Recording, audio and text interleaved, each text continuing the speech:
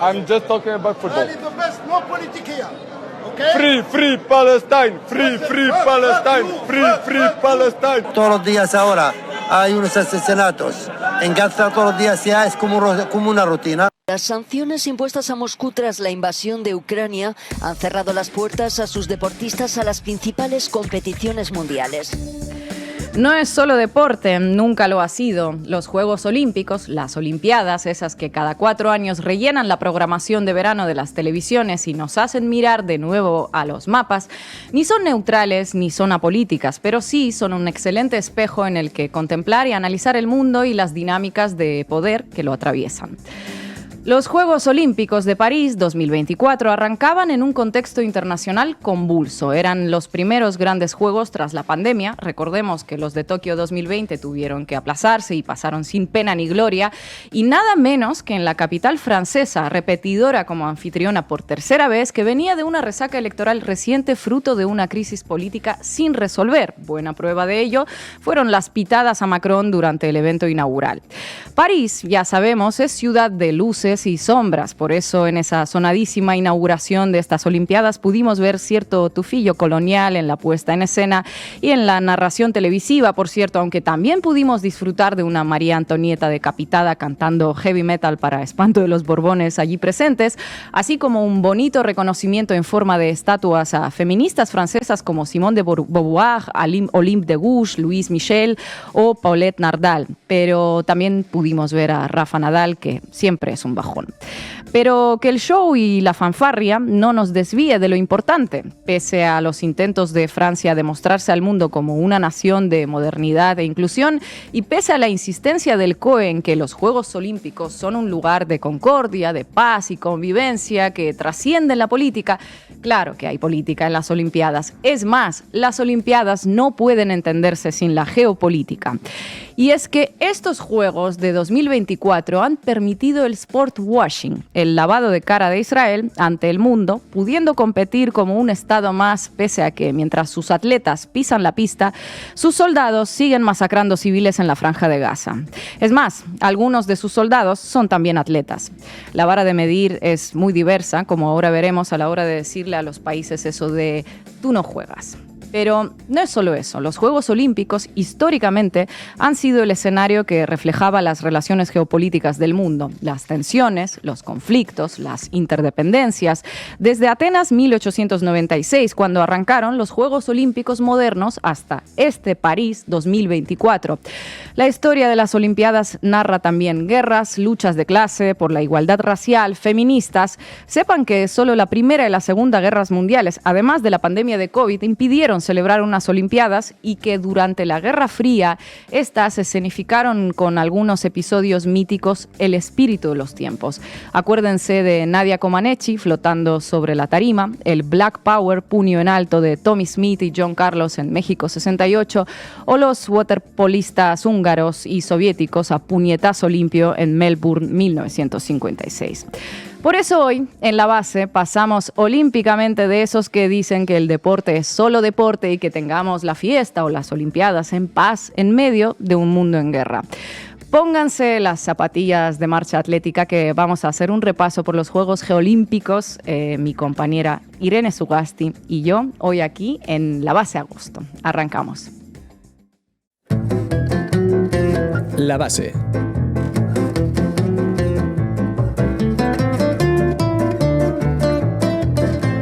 Bueno, pues ya hemos dicho que las primeras Olimpiadas modernas fueron en Grecia, a finales del siglo XIX.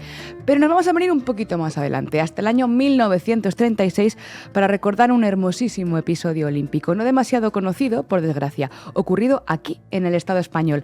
Las Olimpiadas Populares de Barcelona 1936. Las Olimpiadas antifascistas que, por desgracia, pues no pudieron ser. Impulsadas tanto por el Comité Català Pro Esport Popular como por la Internacional Deportiva Roja, también conocida como el Sport Intern, iban a celebrarse en Barcelona del 19 al 26 de julio de aquel año 1936 para plantarle cara a las Olimpiadas nazis que se disputaban en el Berlín del Tercer Reich, con el visto bueno del Comité Olímpico Internacional, por cierto. Pero un día antes se inició el levantamiento militar franquista. El gobierno de la Segunda República Española auspiciaba estas Olimpiadas y Barcelona se eligió porque era una ciudad de tradición deportiva, sí, pero también asociativa y obrera. Señala el historiador del deporte Iker Ibarrondo Merino que para comprender la importancia de estas Olimpiadas había que tener en cuenta cómo había calado el deporte obrero vinculado al socialismo y a las clases populares como una herramienta para la movilización política, para trascender fronteras y construir una respuesta unitaria a los fascismos en Europa. El deporte popular tenía muy poco que ver con las lógicas individualistas y mercantilistas de las Olimpiadas actuales. Por primera vez entonces, dice este autor, Ibarrondo Merino, se socializaba el deporte y se rompía con el elitismo federativo y excluyente de muchas disciplinas deportivas. Entre 6.000 y 10.000 atletas se apuntaron a las Olimpiadas Populares de Barcelona, algunos representando no solo estados, sino territorios como el vasco, el castellano o el catalán. También se fomentó, por cierto, la participación femenina sin exigir marcas determinadas y con medidas antidiscriminación. Se podría participar por interés o por motivación más allá de tus resultados deportivos. Antecedentes como las Olimpiadas Obreras de Praga, de Frankfurt, de Moscú o de Viena en la década de los años 20 se plantearon como alternativas desde los progresismos europeos al oficialismo del Comité Olímpico Internacional que, como decimos, terminaría por dar su visto bueno y por legitimar unos Juegos Olímpicos en Berlín en pleno régimen nazi. He aquí otra muestra de ese apoliticismo deportivo del que hace gala el Comité Olímpico Internacional, que, deslumbrado por la eficiencia alemana, no dudó en elegir como ciudad anfitriona a Berlín. De hecho, Pierre de Coubertin, fundador de estos Juegos Olímpicos modernos, llegó a afirmar que los valores olímpicos de la Grecia clásica se convertían en esta nueva era en valores como raza, patria o nación. Finalmente, Barcelona tuvo que cancelarse, pero algunos de los y de las atletas que habían llegado a la ciudad condal a competir se quedaron para defenderla de los fascistas. Por ejemplo, la nadadora suiza Clara Tolman, que acabó en la columna Durruti en el Frente de Aragón. Y hay una historia muy bonita, que es la de los ciclistas británicos del Club Clarion. Uno de ellos, Jeff Jackson, regresó de Barcelona tan impactado por el golpe de Estado franquista que decidió pedalear desde Glasgow hasta Barcelona, recaudando fondos para la defensa de la República. En España, dijo, nos jugamos la primera parte de una lucha mucho mayor. Recaudaron entonces el equivalente a 25.000 euros que llevaron a Barcelona en bicicleta y luego 4 de los ciclistas de ese club murieron combatiendo en las brigadas internacionales. Mientras en Berlín quedó una imagen para la historia, la de Jesse Owens, el atleta que dejó por los suelos aquello de la supremacía de la raza aria en la mismita cara del Führer. En menos de 45 minutos, Jesse batió 5 récords mundiales, igualó otro. Uno de ellos, el de salto de longitud, se mantuvo en vigor durante 25 años. Luego hubo de regresar a su Alabama natal, donde vivía bajo el apartheid racial y la discriminación absoluta en el Land of Freedom, que era el Estados Unidos de 1936. Y vamos a dar un saltito, Ina, no tanto de tema, sino de ciudad y de tiempo. Nos vamos a México 1968. El saludo del Black Power, del poder negro de los Juegos Olímpicos de México 68, que muchas y muchos seguro tenemos clavado en la memoria. Fue una señal de protesta por los derechos civiles negros en Estados Unidos. Fueron los atletas afroamericanos Tommy Smith y John Carlos, medalla de oro y de bronce en 200 metros respectivamente, que bajaron la cabeza, levantaron el puño en el podio y con el himno nacional estadounidense de fondo y guantes negros en las manos, protestaron. Unos meses antes, de hecho, habían asesinado a Martin Luther King en Memphis y además la guerra de Vietnam en aquel momento desangraba a la juventud no movilizada en el frente. Smith dijo entonces, si gano, soy americano, no afroamericano, pero si hago algo malo, entonces se dice que soy un negro. Somos negros y estamos orgullosos de serlo. La América negra entenderá lo que hicimos esta noche. El Comité Olímpico Internacional finalmente consideró el gesto inadecuado, que ya sabéis que son apolíticos, muy apolíticos y mucho apolíticos, y que suspendieron a Smith y Carlos del equipo. El mismo presidente del Comité Olímpico de Estados Unidos, que en 1936 no puso objeción alguna al saludo nazi en las Olimpiadas, pidió la expulsión de sus jugadores afroamericanos de la Villa Olímpica, siendo México quien hubo de acogerlos como invitados de honor.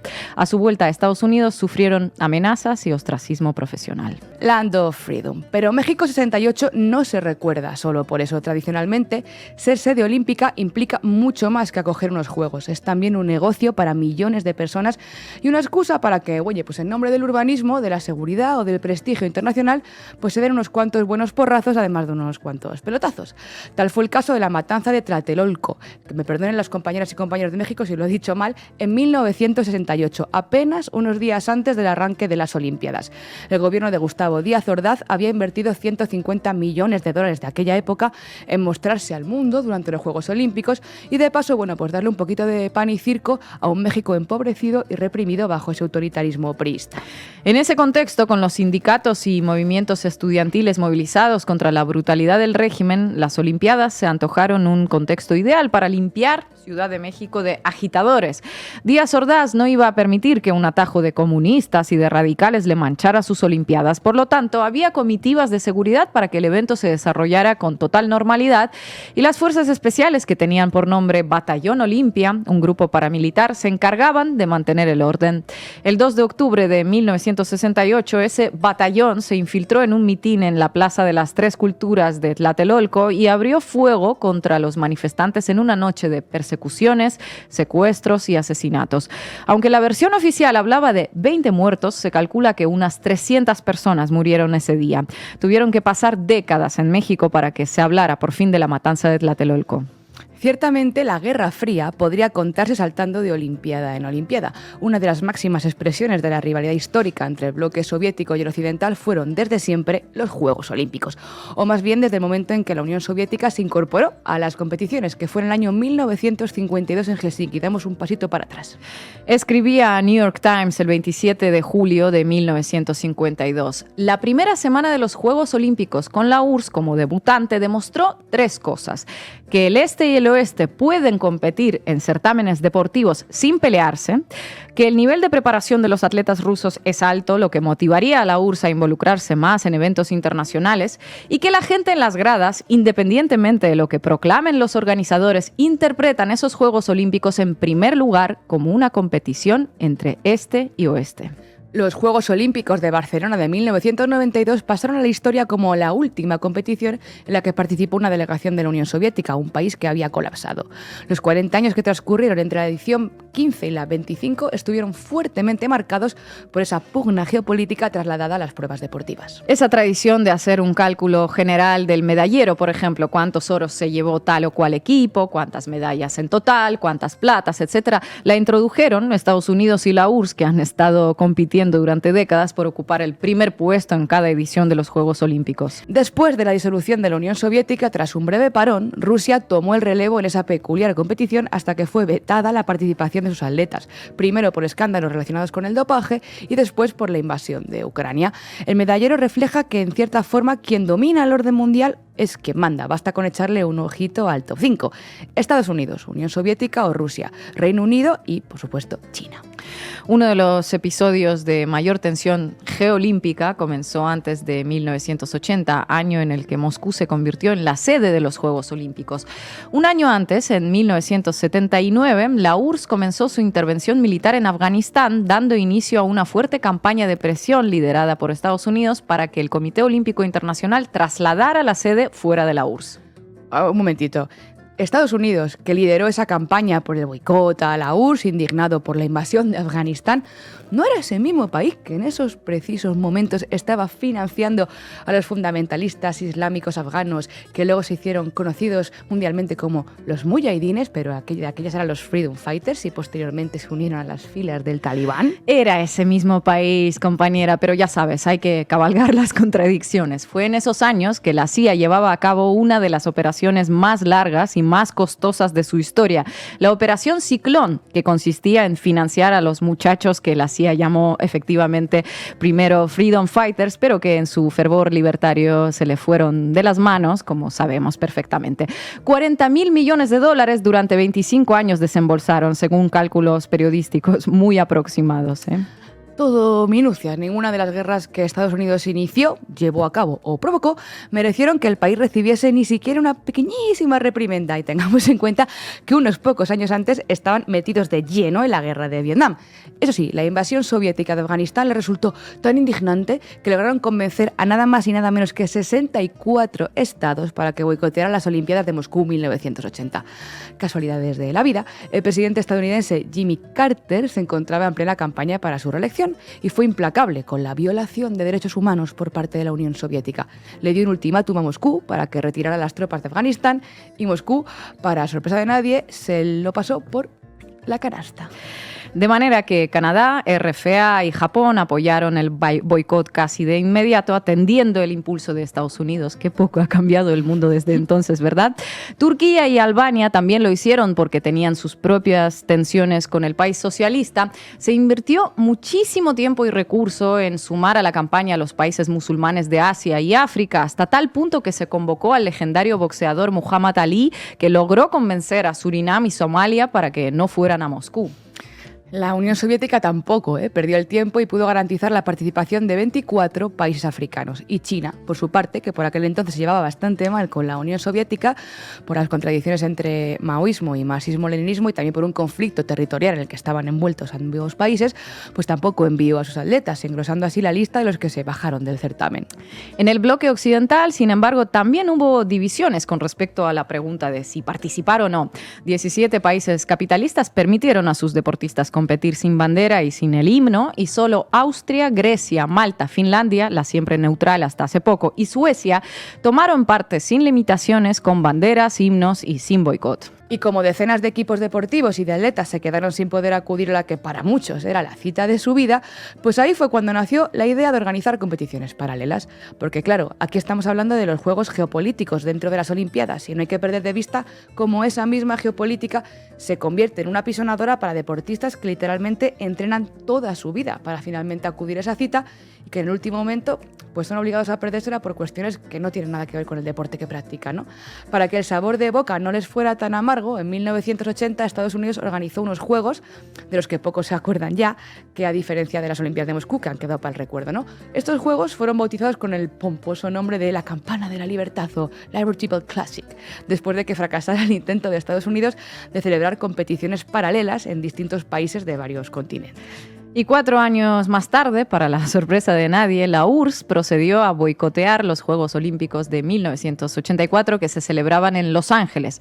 A nivel oficial se alegaron razones burocráticas, que Estados Unidos complicó la emisión de los visados a los atletas soviéticos. Pero se sobreentendía que se trataba de una respuesta de esas simétricas a un golpe previo propinado por el adversario. A la decisión de la URSS se sumaron 14 países integrantes del Pacto de Varsovia. Yugoslavia, como país no alineado, sí envió a su delegación, mientras que Rumanía permitió a sus deportistas acudir sin bandera.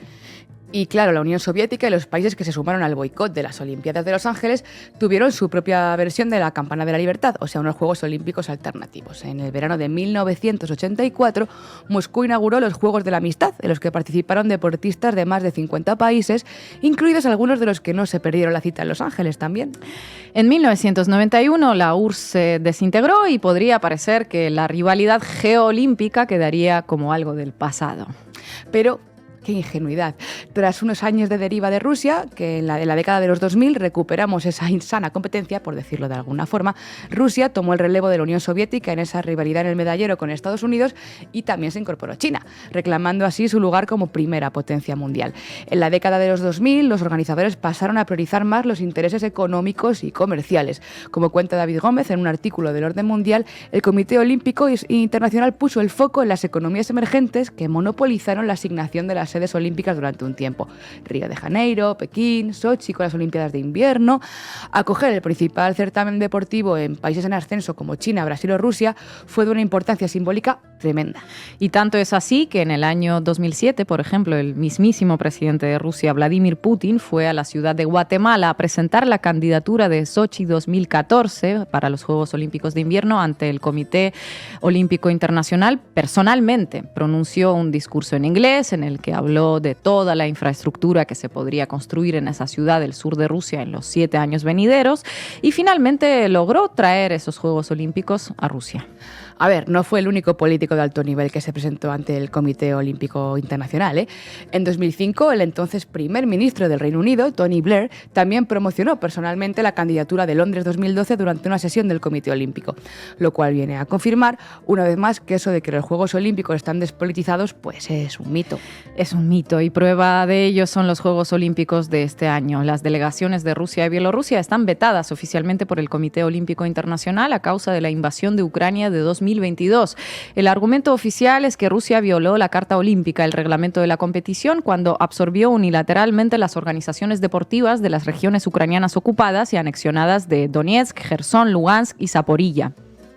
Israel, que lleva 10 meses de genocidio en Gaza, acude con su delegación completa, con su bandera y con su himno. Y no nos confundamos, el Comité Olímpico israelí no ha violado ninguna carta ni ha absorbido nada, ningún territorio en todo el avance de la ocupación de Gaza, porque claro, ahí en la Franja de Gaza, con semejante nivel de exterminio, no debe quedar ni atletas que absorber.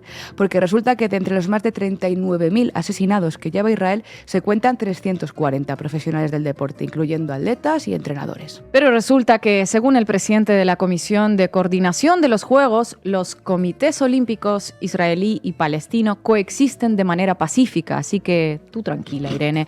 Debe de ser el único campo en el que una organización israelí y una palestina conviven sin conflicto alguno, pese a las decenas de miles de muertos por el medio. Por cierto, este es el caso de los atletas rusos. Estos solo podrán participar en París bajo bandera neutral y habiendo pasado un examen de neutralidad que garantice su posición política. Bielorrusia ha recibido las mismas medidas debido a su apoyo a la invasión.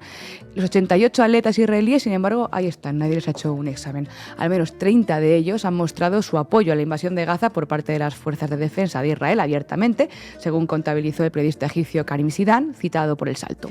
La guerra de Ucrania es una situación única y no puede compararse con ninguna otra guerra o conflicto en el mundo. Las medidas tomadas y las recomendaciones hechas por el COI son una consecuencia de la invasión por el ejército ruso durante los Juegos Olímpicos y Paralímpicos de Beijing 2022. Fueron los argumentos del COI para excluir a Rusia del certamen. Así que ya ven, no puede compararse la guerra en Ucrania con el genocidio en Gaza, ni con ninguna otra guerra de las promovidas o llevadas a cabo por Estados Unidos en los años precedentes. Por supuesto, no politics, just sport, dicen.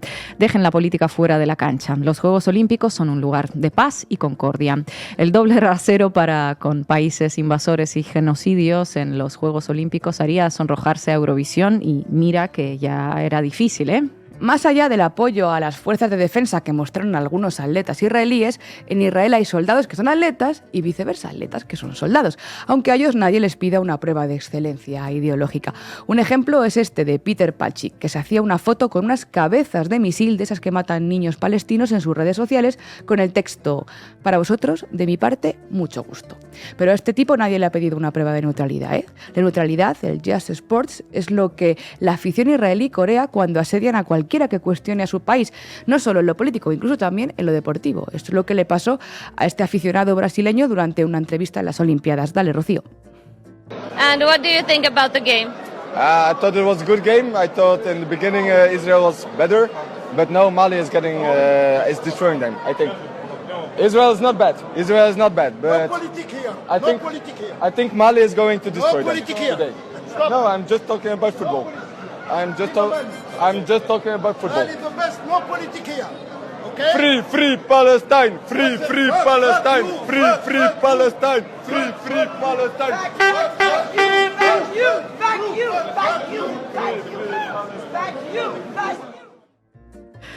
No politic here, no hables de política, no hables de política, en fin.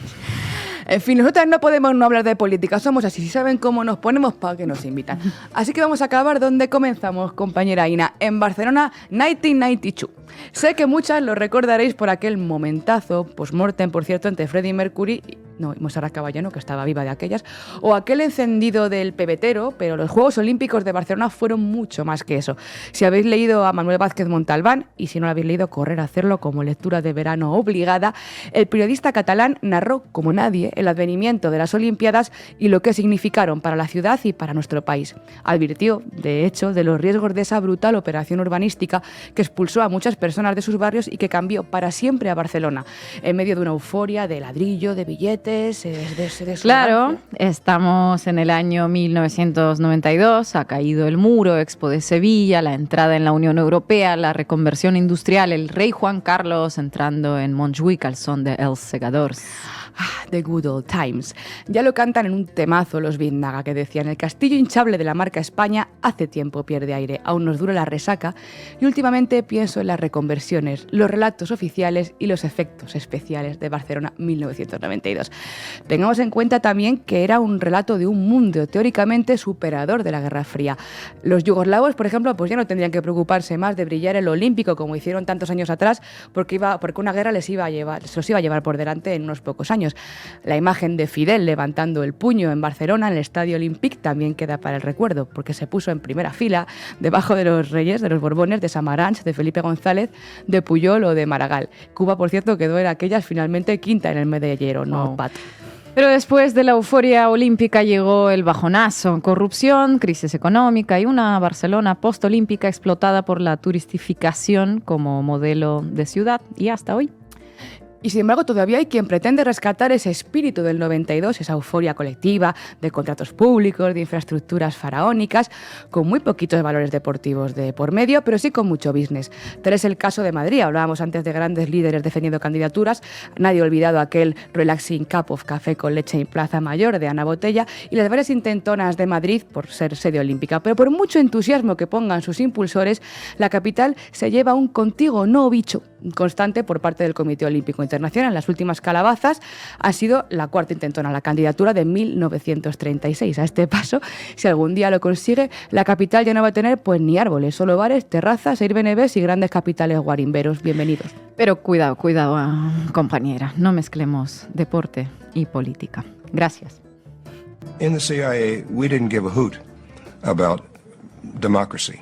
I mean, it was fine if a government was elected and would cooperate with us, but if it didn't, then democracy didn't mean a thing to us. And I don't think it means a thing. Y hoy contamos con Naya Sanso, analista geopolítica y que también tiene una faceta desconocida vinculada con el atletismo. Naya, muchas gracias por estar aquí de nuevo en La Base.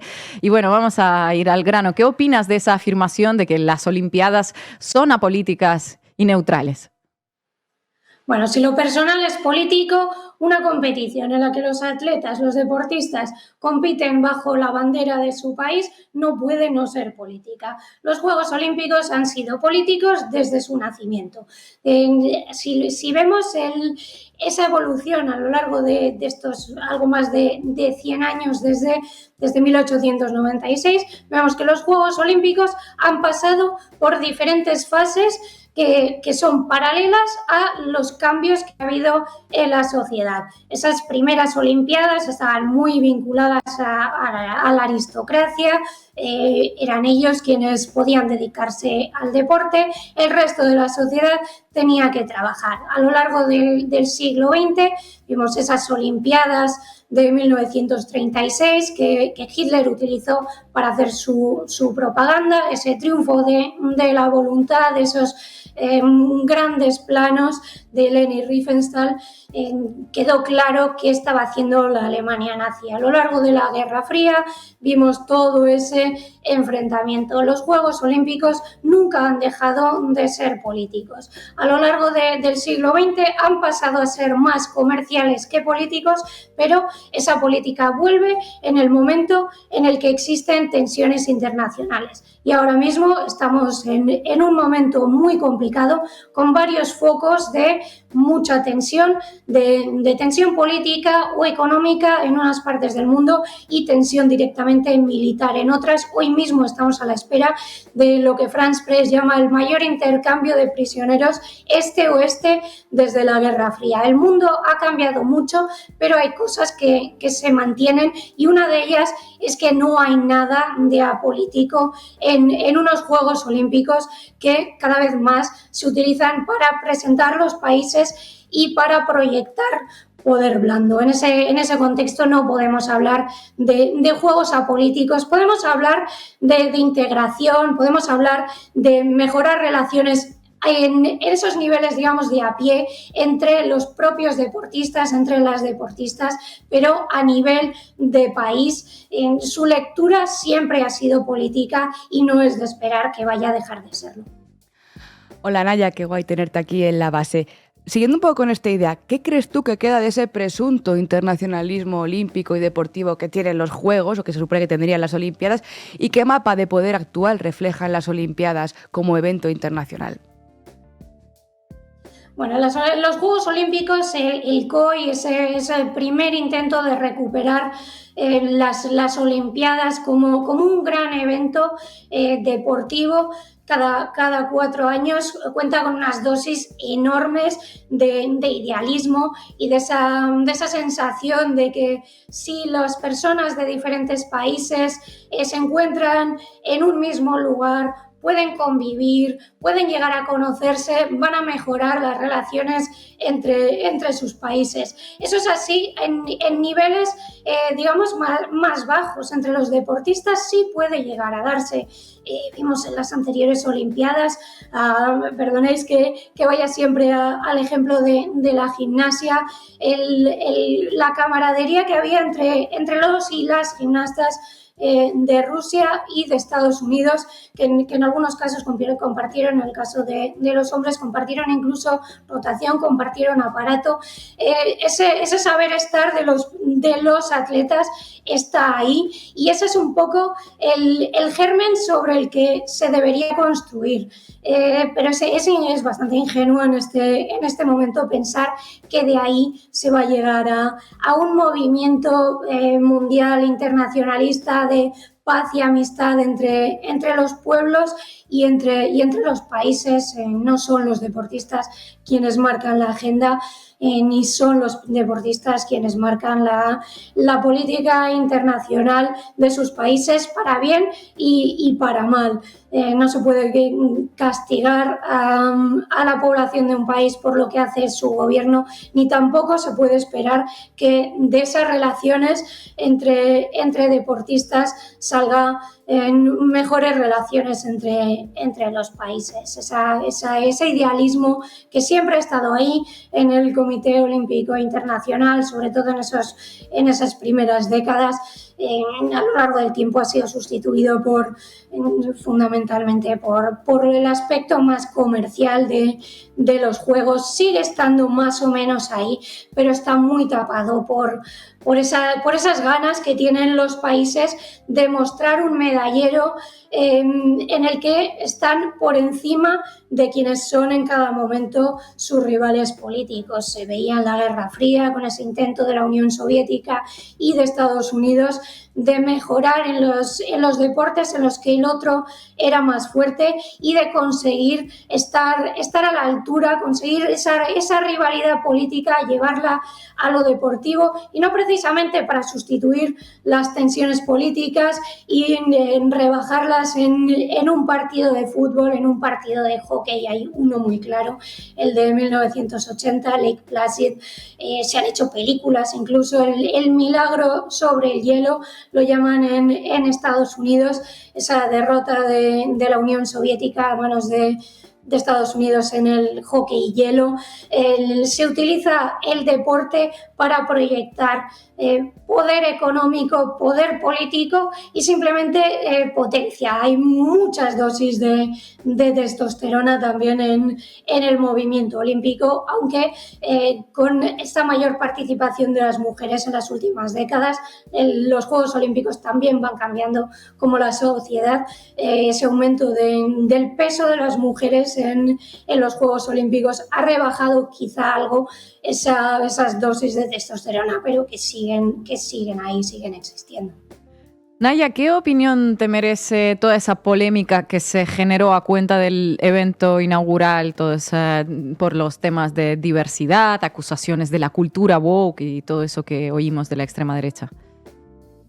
Sí, como decía, los Juegos Olímpicos siguen un poco la dinámica de la sociedad. Si vemos las aperturas o cierres de los diferentes Juegos Olímpicos, se va viendo esa evolución, y ahora mismo estamos en un momento en el que una parte quiere mostrar esa inclusividad que en muchos casos se limita a los gestos, se limita a esa imagen y no se va más allá de eso, y otra parte, esa derecha cada vez más extrema, que considera que cualquier representatividad de algo que se salga de lo que consideran que debe ser la norma es condenado como algo woke, la extrema izquierda, satanismo. Se llegan a utilizar todo tipo de adjetivos que realmente no tienen ni pies ni cabeza.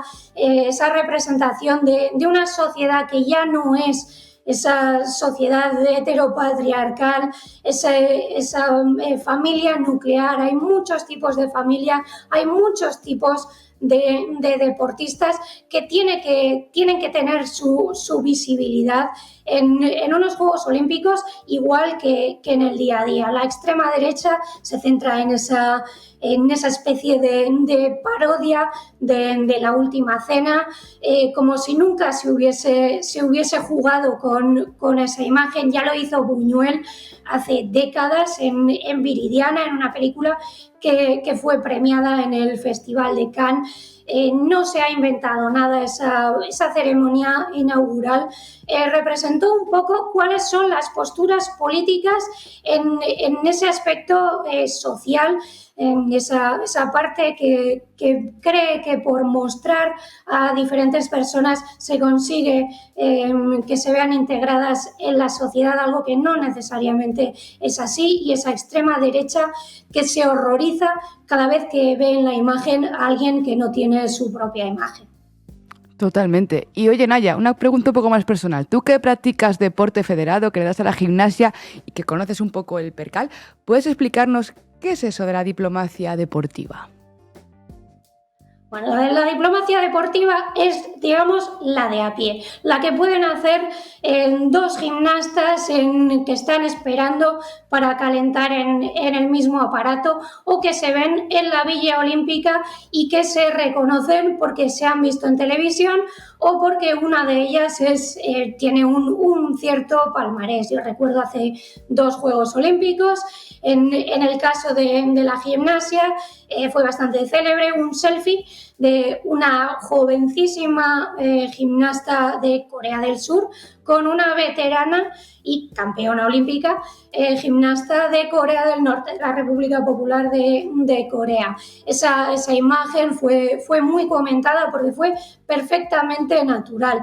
Vimos también en esos Juegos Olímpicos de invierno en Corea del Sur como las 2 delegaciones, era un momento de rebaja de tensiones, las 2 delegaciones participaron juntas en la ceremonia inaugural, las 2 delegaciones juntas en el palco. Ese es un poco el espíritu olímpico. Eso es lo que sí que puede hacer esa diplomacia, de que cómo los deportistas se pueden reconocer en otras figuras que son exactamente como ellas, que luchan por los mismos objetivos y que saben lo que cuesta llegar a unos Juegos Olímpicos. También en las Olimpiadas de Río, otra imagen muy comentada fue la de los y las tenistas de Rusia y de Ucrania, otra foto de los gimnastas, los hombres de Ucrania y de Rusia. La guerra era muy diferente en aquel momento, pero esa foto en la que se prepararon un ucraniano, un ruso, una ucraniana, una rusa, fue también muy, muy comentada. Es evidente con esos gestos que las poblaciones son capaces de hablar, son capaces de tener una relación transfronteriza, digamos, incluso a pesar de las tensiones. No siempre es así, pero esos ejemplos existen. Para que eso pueda darse, ambas delegaciones tienen que estar sobre el terreno, algo que ahora mismo no está ocurriendo. Los deportistas, los y las deportistas israelíes sí que están compitiendo bajo su bandera y sin que nadie les haya preguntado a los deportistas qué opinan de lo que su gobierno está haciendo en Gaza. Algo que sí que es coherente con ese intento de no politizar los Juegos Olímpicos. A deportistas de Rusia y de Bielorrusia sí que se les ha preguntado, sí que se ha mirado sus redes sociales, sí han hecho algún comentario favorable a la guerra y han sido excluidos. Hay deportistas que ni siquiera han llegado a ese paso, a esa necesidad de que sean o no excluidos. Ha habido deportes, ha habido federaciones internacionales que directamente los han excluido de las competiciones en las que tenían que clasificarse para los Juegos Olímpicos. La gimnasia ha sido uno de ellos. Los gimnastas y las gimnastas de Rusia y de Bielorrusia. Rusia era el equipo vigente campeón olímpico, tanto en gimnasia artística masculina como femenina. No han tenido la ocasión de defender sus títulos, ni siquiera en los mundiales y en los europeos previos, para poder clasificar al equipo, clasificar a diferentes deportistas, para que fueran o no excluidos, para que decidieran o no intentar participar. Ha habido deportes que directamente, tal y como decía la ministra alemana en su momento, en 2022, comentó que las diferentes federaciones internacionales tenían los mecanismos para excluir a Rusia y a Bielorrusia de estos Juegos Olímpicos, y muchos deportes lo han hecho así. Directamente han impedido que esos dos países pudieran enviar deportistas para directamente no poder clasificarse para los Juegos Olímpicos. En ese contexto no puede haber demasiada diplomacia, ni siquiera en el nivel más básico, en el nivel interpersonal, porque directamente los deportistas no están sobre el terreno. Naya Sanso, muchísimas gracias por participar en La Base una vez más. Hasta pronto. Gracias a vosotras. Bueno, y llegamos al final del programa. Les vamos a dejar con un tema que ya mencionó Sugasti, el de Biznaga, Espíritu del 92. Hasta mañana.